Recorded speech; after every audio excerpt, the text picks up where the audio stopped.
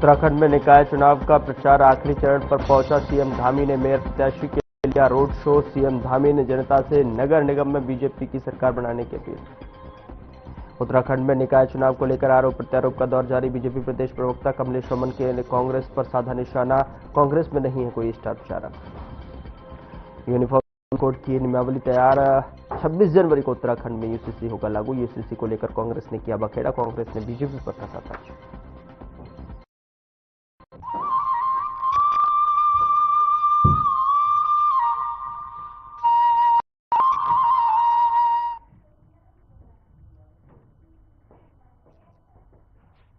नमस्कार, मैं हूं आपके साथ गौरव राजेंद्र। बुलेटिन की शुरुआत करते हैं। प्रदेश में समान नागरिक संहिता लागू करने के लिए प्रशासन जो है और शासन से प्रयास तेज हो गए हैं। बता दें कि नियमावली के मसौदे में आंशिक संशोधन के बाद इसे परीक्षण के लिए न्याय और विधि विभाग को भेज दिया है। वहीं ये माना जा रहा है कि सरकार 20 जनवरी को नियमावली मंजूर करने के लिए कैबिनेट की बैठक बुला सकती है। निकाय चुनाव की आचार संहिता की वजह से सरकार को कैबिनेट बैठक के लिए राज्य चुनाव आयोग से विशेष मंजूरी लेनी होगी। वहीं समान नागरिक संहिता कमेटी की सदस्य सुरेखा डंगवाल ने विस्तार से जानकारी साझा की।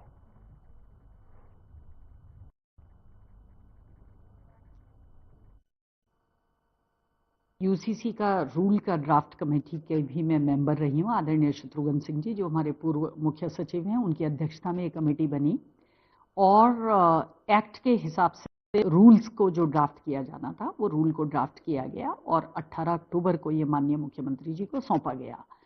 इसका जो स्ट्रक्चर है वो कभी भी जब रूल बनते हैं वो एक्ट की जो भावना होती है, ये एक्ट में जो प्रावधान किए होते हैं उसके पर आप रूल नहीं बना सकते, तो उसी के आधार पर रूल बनाए गए। हाँ, उसके स्ट्रक्चर में कभी ये हो सकता है कि हम एक बात को एक से अधिक बार कह रहे हैं और हमारे जो न्याय विभाग है या हमारा जो विधि है विभाग है वहाँ महसूस किया गया हो कि जितना हैंड बने, जितना उसमें रेपिटेशन ना हो, जितना उसका स्ट्रक्चर सेल्फ एक्सप्लेनेटरी हो, उतना ज़्यादा बेहतर होगा।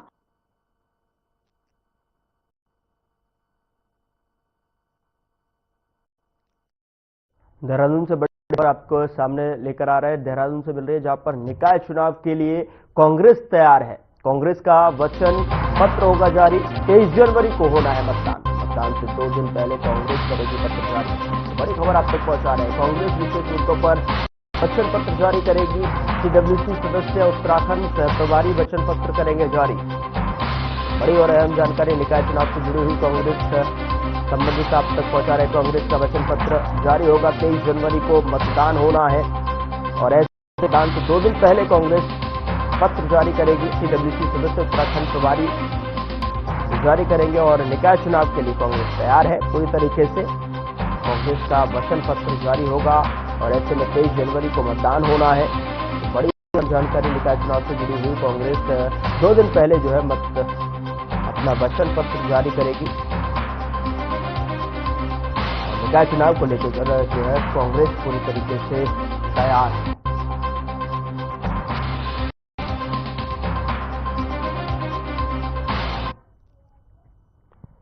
खबरों में आगे बढ़ते हैं। हरिद्वार के थाना बहादुराबाद की चौकी बाजार में नवनियुक्त क्षेत्राधिकारी ज्वालापुर अविनाश वर्मा ने क्षेत्र के गणमान्य अधिकारियों के साथ में अहम बैठक की है और इस बैठक में व्यवस्था, अपराध, यातायात और सार्वजनिक सुरक्षा जैसे मुद्दों पर चर्चा की गई है।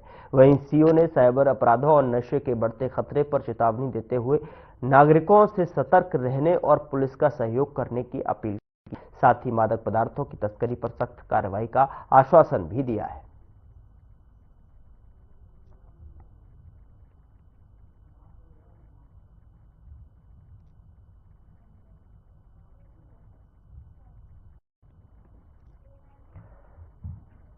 और इस बीच अगली बड़ी खबर का रुख करते हैं। देहरादून से बड़ी खबर है जहां पर मौसम विभाग का पूर्वानुमान घने कोहरे का येलो अलर्ट जारी किया है। हरिद्वार, ऊधमसिंह नगर में येलो अलर्ट जारी किया गया है।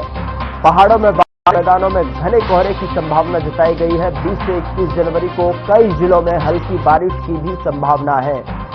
बड़ी जानकारी मौसम से जुड़ी हुई आप तक पहुंचा रहे हैं। मौसम विभाग ने पूर्वानुमान जारी किया है और घने येलो अलर्ट भी जारी कर दिया गया है। हरिद्वार और उधमसिंह नगर में येलो अलर्ट जारी किया गया है। तो वहीं पहाड़ों में बारिश और मैदानों में जो है घने कोहरे की संभावना जताई है। 20-21 जनवरी को यहाँ पर ये संभावित है। ऐसे में जो है मौसम विभाग का पूर्वानुमान कोहरे का येलो अलर्ट जारी कर दिया गया है। मौसम से जुड़ी हुई बड़ी जानकारी आप तक पहुंचा रहे हैं। 20-21 जनवरी को कई जिलों में हल्की बारिश की भी संभावना। घने कोहरे का येलो अलर्ट जारी कर दिया गया। चलिए आगे बढ़ते हैं। मामला लक्सर का है, जहां पर पुलिस ने दिन दहाड़े आरोपी पर फायरिंग कर गिरफ्तार अवैध हथियार बरामद किए हैं। और बता दें कि घटना 11 जनवरी की है, जहां पर मामचंद निवासी ने शिकायत दर्ज कराई थी। शिकायत में भाई पर जानलेवा हमला और फायरिंग की बात कही गई थी।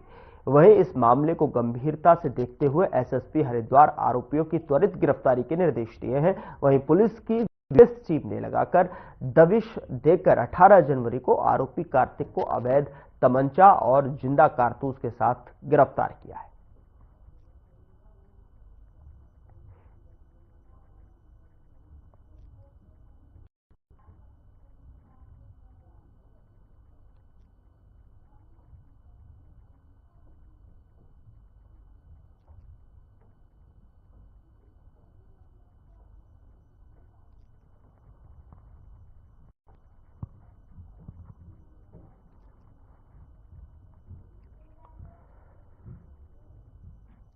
उत्तराखंड कैबिनेट ने यूसीसी नियमावली को मंजूरी दे दी है। मुख्यमंत्री पुष्कर सिंह धामी की अध्यक्षता में आज हुई कैबिनेट बैठक में यूनिफॉर्म सिविल कोड यानी कि यूसीसी नियमावली को मंजूरी दी गई है। और बैठक के बाद मुख्यमंत्री पुष्कर सिंह धामी ने कहा कि हमने जो वादा किया था उसे पूरा किया गया है।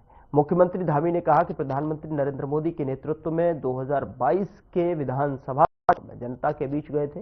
तब हमने जनता से वादा किया था कि सरकार बनने के बाद हमारा पहला कदम उत्तराखंड में यूसीसी लागू करने का होगा। सरकार बनने के बाद हम यूसीसी का विधायक लाया और यूसीसी ड्राफ्ट कमेटी बनाई गई और आज कैबिनेट की बैठक में यूसीसी की नियमावली को मंजूरी दे दी गई है। तो हम प्रदेश में यूसीसी लागू करने जा रहे हैं। आपको बता दें कि यूसीसी के लागू होने से उत्तराखंड में नागरिकों के लिए समान कानून लागू होगा। यूसीसी कानून में सभी धर्म, जाति और वर्ग के लोगों के लिए समान अधिकार सुनिश्चित किए जाएंगे। आपको बता दें कि सीएम धामी ने इस नियमावली को राज्य के विकास और सामाजिक न्याय की दिशा में एक महत्वपूर्ण कदम बताया है। उत्तराखंड की देवतुल्य जनता के साथ हमारा वायदा था, हमारा संकल्प था कि हम हमारे आदरणीय प्रधानमंत्री श्री नरेंद्र मोदी जी के नेतृत्व में जब 2022 के चुनाव में देवभूमि उत्तराखंड की जनता के समक्ष गए थे तो हमने ये वायदा किया था कि हम सबसे पहले सरकार बनने के बाद पहला काम करेंगे, यूसीसी का विधेयक लाएंगे।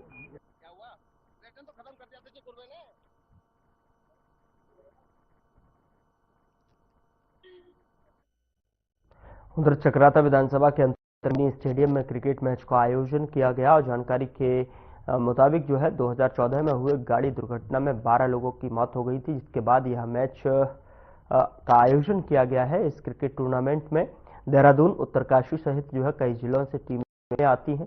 इस आयोजन के मुख्य अतिथि उपाध्यक्ष बचना शर्मा का कहना है कि हमारे उत्तराखंड राज्य के पहाड़ी क्षेत्रों में ऐसे क्रिकेट कार्यक्रम और भी खेल प्रतियोगिता होनी चाहिए, जिससे हमारे उत्तराखंड राज्य के पहाड़ी क्षेत्र के युवाओं को बढ़ने का मौका मिलेगा और नया युवा पीढ़ी को खेल के फील्ड में आगे बढ़ाने की जिज्ञासा मिलेगी।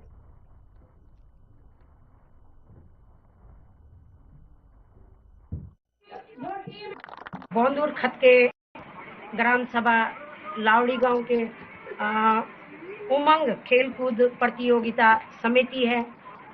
इनके द्वारा 2 तारीख से यहाँ पे मैच किया जा रहा है और इसमें तमाम जो है कई जगहों से टीमें आई हुई है और यहाँ पे मैच बहुत अच्छा चल रहा है। और आज हम मुख्य अतिथि के तौर पे आए हुए हैं। ये मेरा बहुत बड़ा सौभाग्य है और मैं यहाँ पे समस्त जो टीम है उनको बधाई देती हूँ। और जो ये मैच है यहाँ पे सन 2014 में हमारे ग्राम सभा लावड़ी के 12 भाई लावड़ी दसरोटा के थे उनकी गाड़ी में डेथ हुई है, तो उनके याद में ये रखा जाता है।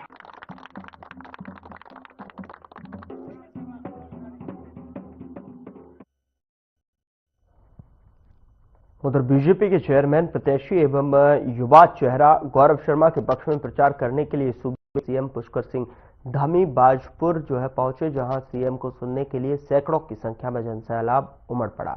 बता दें कि सीएम पुष्कर सिंह धामी चीनी मिल रोड से होते हुए अपने काफिले के साथ में क्षेत्र की जनता का मनोबल बढ़ाते हुए गुरुद्वारा साहिब पहुंचे, जहां उन्होंने मत्था टेका और इस दौरान गुरुद्वारे के ग्रंथियों एवं जत्थेदारों से उन्हें सरोपा भेंट किया गया। इसके बाद सीएम मुख्य मार्ग से होते हुए भगत सिंह चौक पहुंचे, जहां उन्होंने अपने मंच से सीधे जनता से जनसंवाद किया। इस दौरान सीएम ने विपक्ष पर जमकर नारा साधा।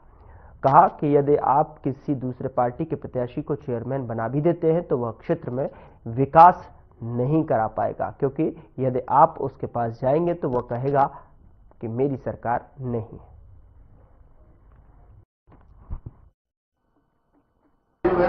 मैं आज आपकी ये उपस्थिति देखकर इतनी विशाल संख्या में आप सब यहाँ पर आए हैं, सच में मुझे ऐसा लग रहा है कि मैं किसी चुनावी सभा में नहीं आया हूँ, बल्कि अपने परिवार के लोगों के बीच में आया हूँ।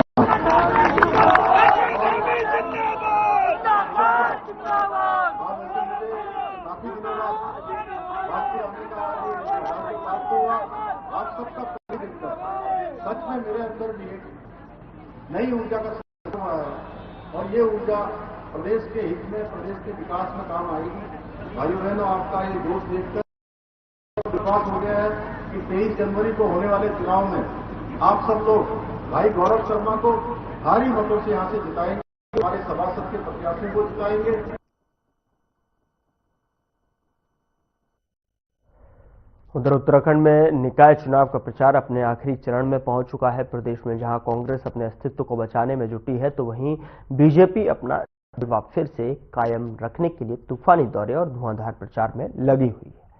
इसी सिलसिले में सूबे के सीएम पुष्कर सिंह धामी ने काशीपुर मेयर के लिए बीजेपी प्रत्याशी को वोट करने के लिए रोड शो किया और वहीं सीएम को सुनने के लिए जनता का सैलाब सड़कों पर देखने को मिला। बता दें कि काशीपुर के मोहल्ला किला, मेन बाजार और महाराणा प्रताप चौक में रोड शो का सीएम धामी ने जनता से काशीपुर नगर निगम में भी बीजेपी की सरकार बनाने की अपील की।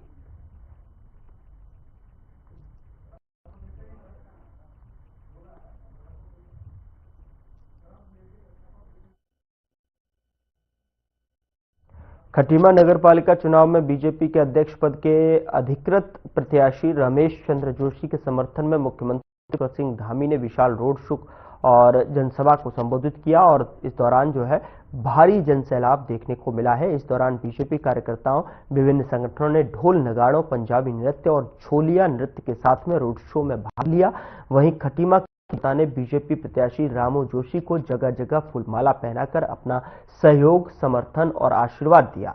इस दौरान मुख्यमंत्री धामी ने खटीमा नगर पालिका की जनता से बीजेपी के अध्यक्ष पद के प्रत्याशी रमेश जोशी उर्फ रामू के पक्ष में मतदान करने की अपील की।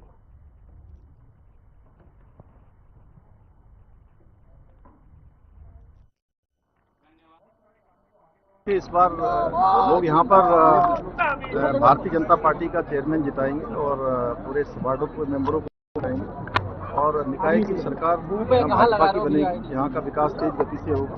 रामू भैया बहुत हमारे अनुभवी कार्यकर्ता भी रहे हैं, समाज सेवक भी रहे हैं, तो इनके यहाँ चेयरमैन बनने से मैंने आपको ये बता देना चाहता हूँ कि इस खटीमा के विकास के लिए माननीय मुख्यमंत्री जी जो लगातार लगे रहते हैं, आज उन्होंने आप लोगों के समक्ष भी ये स्पष्ट कर दिया कि खटीमा का चहुमुखी विकास उनका सपना है और उस सपने को पूरा करने के लिए उन्होंने मुझे यहाँ भेजा है। और अगर खटीमा की महान जनता ने सही निर्णय ले लिया 23 तारीख को, तो इस खटीमा के दिन बदलने में समय नहीं लगेगा।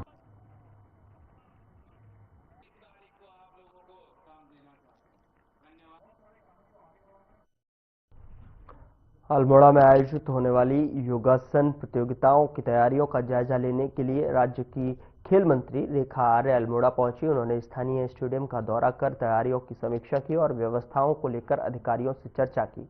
बता दें कि बातचीत में मंत्री रेखा आर्य ने कहा कि राष्ट्रीय खेलों के तहत योगासन प्रतियोगिता का आयोजन अल्मोड़ा जैसे पहाड़ी जिले में जो है होना एक ऐतिहासिक क्षण है।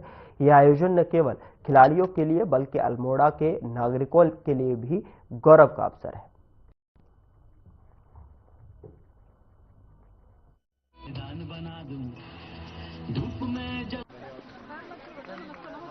38 नेशनल गेम की शुरुआत 28 जनवरी से माननीय प्रधानमंत्री जी के कर कमलों से देहरादून में इसका शुभारंभ होने जा रहा है। उसी क्रम में एक इवेंट के रूप में योगासना, जो कि हमारा पारंपरिक खेल है, उसको हम लोग अपने जनपद अल्मोड़ा में हम लोग करवा रहे हैं। आज उसी की तैयारी और उसी की समीक्षा करने में यहाँ पहुंची हूँ, जिसकी तैयारियों का स्वरूप जो है वह काफी हद तक तैयारी की ओर अग्रसर है। निश्चित रूप से मैं समझती हूँ कि योगासना का अपने जनपद और खासकर पहाड़ी जनपद अल्मोड़ा में किया जाना हर योगासना करने वाले व्यक्ति के लिए भी, हमारे जो सभी खिलाड़ीगण जो अन्य प्रदेशों से आएंगे उनके लिए भी, और हमारे अल्मोड़ा के बच्चों के लिए भी बहुत ही ऐतिहासिक दिन होगा।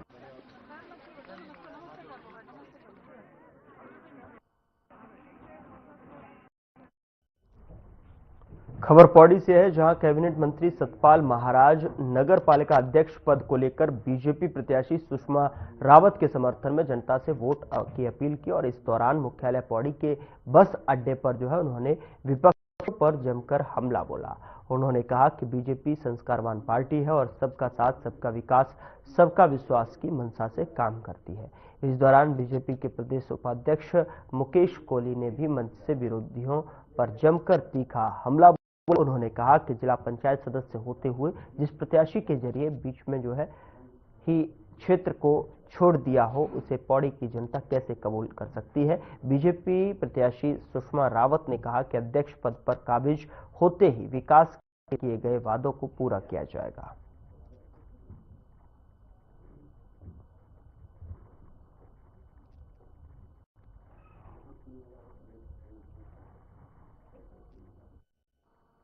महाराज जी का समर्थन, हमारा आशीर्वाद मिला, और क्योंकि महाराज जी पर्यटन मंत्री भी हैं और इस क्षेत्र से मेरी जो मैं जिलाध्यक्ष भी रही हूँ, तो मेरे जिले से ही आप यहाँ से मंत्री हैं।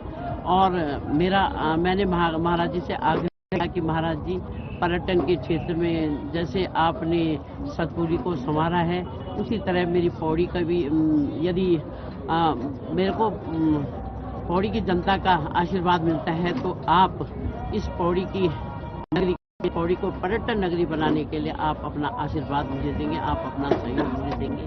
तो महाराज जी ने कहा कि सुषमा तुम जीत कर आओ और मैं यहाँ पौड़ी के लिए जो कुछ भी बनेगा वो मेरे लिए कमी होगा, मैं ज़्यादा से ज़्यादा मैं पौड़ी के लिए। हमारी नगर पालिका की प्रत्याशी हैं और सभी से आग्रह करने आया हूँ कि यहाँ कमल खिलाइए, कमल खिलेगा, विकास होगा।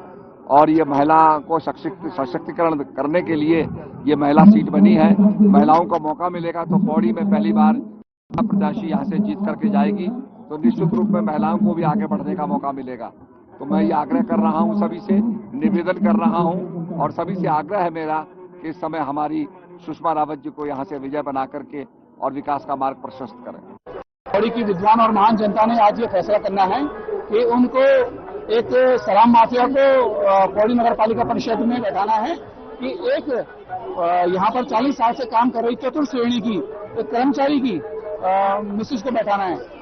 आज ये वो बेचारी भारतीय जनता पार्टी के कार्यकर्ताओं के दम पर, भारतीय जनता पार्टी के कार्यकर्ताओं के आधार पर ईमानदारी से अपने खून पसीने की कमाई से चुनाव लड़ रही है। दूसरी तरफ ऐसे भी लोग हैं जो अपनी पति की अनाप शनाप कमाई से जिनको शराब का धंधा कर रहे हैं, व्यवसाय कर रहे हैं।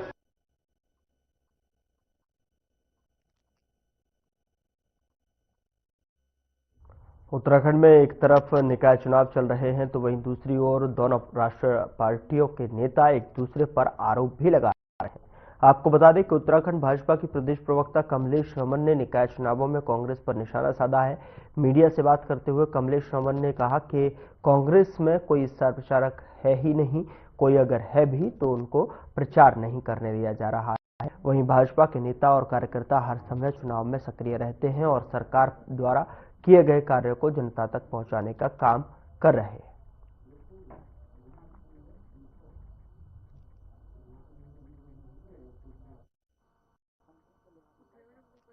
कांग्रेस में स्टार प्रचारक बचे ही कहाँ हैं।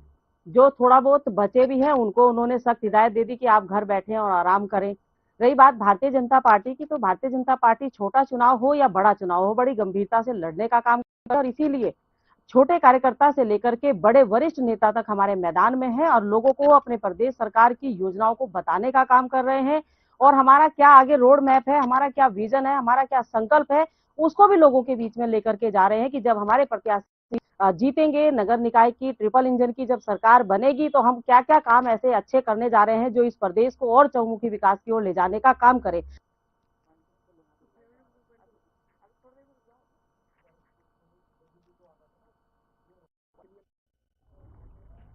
उधर उत्तराखंड कैबिनेट सम्मान नागरिक संहिता कानून की नियमावली पर मोहर लग गई है। कानून को अंतिम रूप दिया जा रहा है।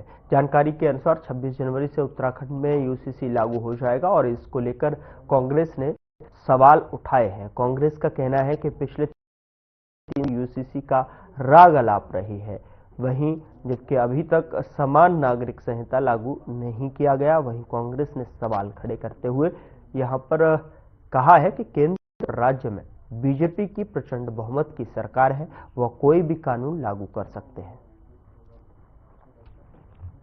वहीं बीजेपी का कहना है कि सरकार यूसीसी को लेकर पूरी तरह से गंभीर है और जल्द इसे राज्य में लागू किया जाएगा।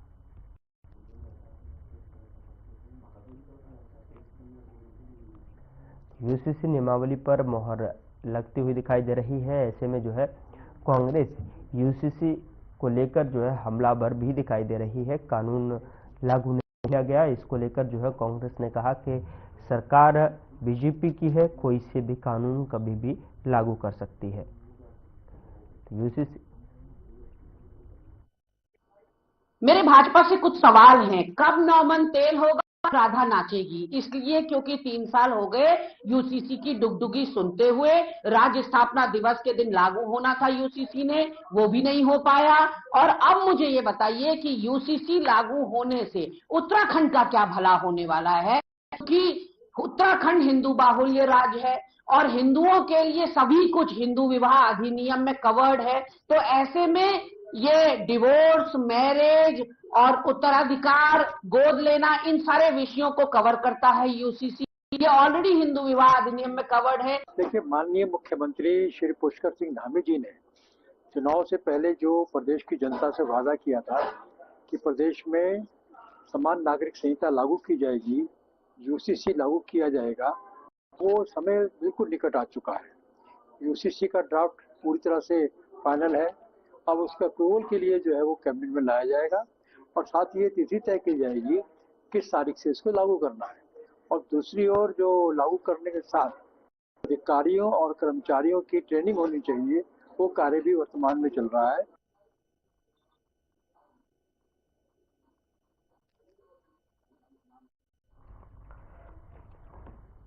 यूसीसी पर कांग्रेस और बीजेपी में आमने सामने की भिड़ंत देखने को मिल रही है। यूनिफॉर्म सिविल कोड की नियमावली पर तैयार है, जिस तरीके से जो है बीजेपी की तरफ से कहा जा रहा है इसको जल्द ही जो है लागू कर दिया जाएगा और ऐसे में जो है इसको लेकर पूरी नियमावली तैयार कर ली गई है और ऐसे में कांग्रेस इस पर हमलावर दिखाई दे रही है।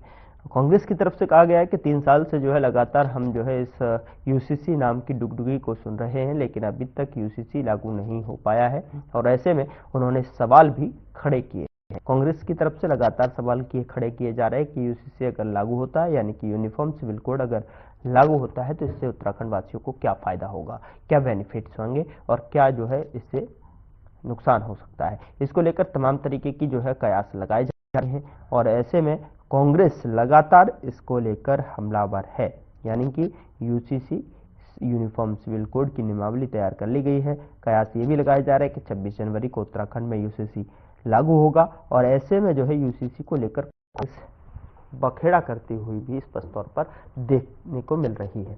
कांग्रेस ने बीजेपी पर इसको लेकर तंज कसा है और सवाल भी खड़े किए हैं और यूसीसी अगर उत्तराखंड में लागू होता है तो इसको लेकर क्या बेनिफिट उत्तराखंड के लिए होंगे। फिलहाल बुलेटिन में इतना ही। नमस्कार।